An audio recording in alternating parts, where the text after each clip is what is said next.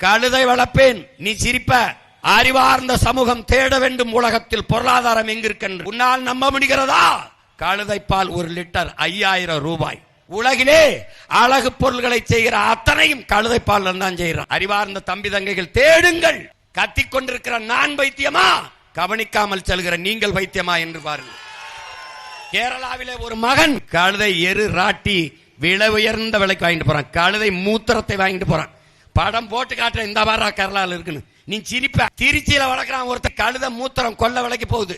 மருந்து கழுத சாணி அவளுக்கு போகுது. கழுத பால் 5000 ரூபாய். உலகத்திலே விலை உயர்ந்த பாலாடை கட்டி சீஸ் கழுத பால்ல தான். 60 விழுக்காட்டுக்கு மேலே கழுதப்பாலில் தயாரித்ததுக்கு தான் விலை அதிகம். பொருளாதாரம் எங்க இருக்குன்னு தெரியல.